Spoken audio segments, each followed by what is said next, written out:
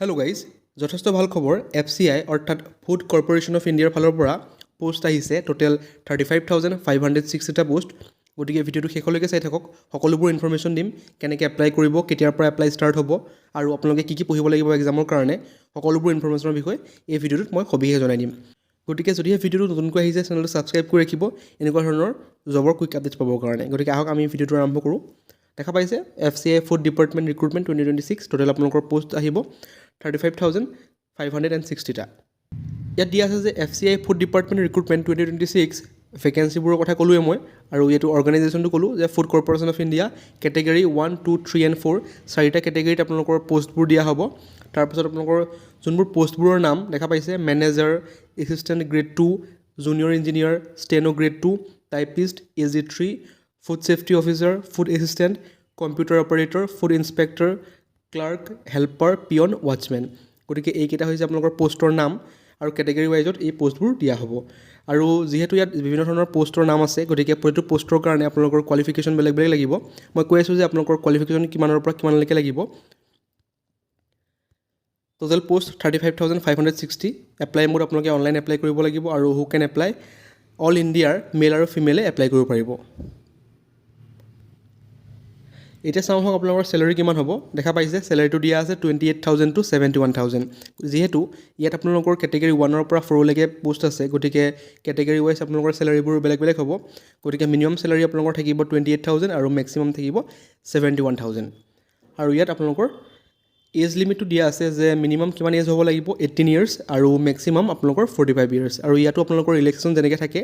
ST SC বা PWBD সেইবোৰৰ কাৰণে আপোনালোকৰ ইয়াতো ৰিলেক্সেশ্যন থাকিব যিহেতু এটা চেণ্ট্ৰেল গভৰ্ণমেণ্টৰ জব হয় গতিকে ইয়াতো সকলো ধৰণৰ ৰিজাৰ্ভেশ্যন থাকিব চিলেকশ্যন প্ৰচেছটো দেখা পাইছে ইয়াত ধুনীয়াকৈ মেনশ্যন কৰা আছে ষ্টেপবোৰ ফাৰ্ষ্ট আপোনালোকৰ হ'ব ৰিটেন টেষ্ট CBT যিহেতু কম্পিউটাৰ বেছড টেষ্ট হ'ব চেণ্ট্ৰেল গভৰ্ণমেণ্টৰ এক্সামবোৰত আপোনালোকৰ কম্পিউটাৰ বেছড টেষ্টেই হয় তাৰপাছত আপোনালোকৰ ছেকেণ্ডটো হ'ব স্কিল টেষ্ট তাৰপাছত থাৰ্ডটো হ'ব ডকুমেণ্ট ভেৰিফিকেশ্যন আৰু ফ'ৰ্থ নম্বৰটো হ'ব মেডিকেল টেষ্ট এতিয়া চাওঁ আহক আপোনালোকৰ এক্সাম পেটাৰ্ণটো কেনেকুৱা ধৰণৰ হ'ব দেখা পাইছে ছেকশ্যন আপোনালোকৰ কি ছেকশ্যনৰ পৰা কুৱেশ্যনবোৰ সোধা হ'ব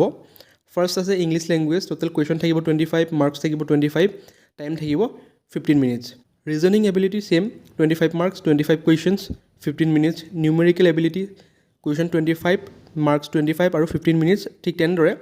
general studies including current affairs 25 marks 25 questions and 15 minute থাকিব যিহেতু কম্পিউটাৰ বেছড টেষ্ট হয় গতিকে সকলোৰে টাইম বেলেগ বেলেগ হয় অৰ্থাৎ প্ৰতিটো ছেকশ্যনৰ কাৰণে টাইম দিয়া হয় গতিকে সেই টাইমৰ ভিতৰত আপোনালোকে সেই নিৰ্দিষ্ট ছেকশ্যনটোৰ কুৱেশ্যন কৰি চেছ কৰিব লাগিব দেখা পাইছে টোটেল আপোনালোকৰ 100 মাৰ্ক 100 কুৱেশ্যনছ আৰু টাইম থাকিব টোটেল 1 ঘণ্টা গতিকে 1 ঘণ্টাৰ ভিতৰত আপোনালোকে 100টা কুৱেশ্যনৰ আনচাৰ কৰিব লাগিব এডুকেশ্যন কোৱালিফিকেশ্যন কি থাকিব লাগিব candidate should have passed 10th 12th graduate from recognise board or university or institute আপোনালোকৰ যদিহে 10 পাছ কৰিছে যদিহে 12 পাছ কৰিছে যদিহে গ্ৰেজুৱেশ্যন কৰিছে সকলোৰে কাৰণে ইয়াত পোষ্ট থাকিব মই কৈছোঁ যে কেটেগৰী 1ৰ পৰা 4 লৈকে পোষ্ট ওলাব গতিকে ক্লাছ 10 পাছৰ কাৰণেও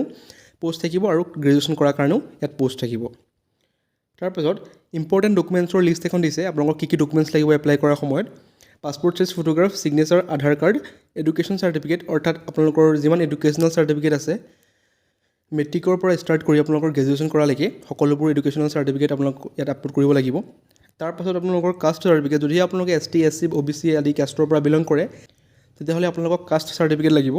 আৰু এজ প্ৰুফৰ কাৰণে আপোনালোকৰ বাৰ্থ চাৰ্টিফিকেট আৰু যদিহে আপোনালোকৰ বাৰ্থ চাৰ্টিফিকেট নাই তেনেহ'লে মেট্ৰিকৰ যোনখন এডমিট কাৰ্ড থাকে তাতে আপোনালোকৰ ডেট অফ বাৰ্থটো মেনশ্যন থাকে সেইখন হ'লে আপোনালোকৰ হৈ যায় যিহেতু এপ্লাই লিংক এতিয়ালৈকে এক্টিভেট হোৱা নাই গতিকে চেনেলটো ছাবস্ক্ৰাইব কৰি ৰাখিব এপ্লাই লিংক যেতিয়া এক্টিভেট হ'ব মই আপোনালোকক আৰু এটা ভিডিঅ' বনাই দি দিম যে কেনেকৈ এপ্লাই কৰিব লাগে তাৰ লগতে দেখা পাইছে অফিচিয়েল নটিফিকেশ্যনো এতিয়ালৈকে পাব্লিছ কৰা নাই এইটো আপোনালোকৰ যোনটো আনঅফিচিয়েল নটিফিকেশ্যন সেইটোহে পাব্লিছ হৈছে গতিকে অফিচিয়েল নটিফিকেশ্যন আহিলেও মোৰ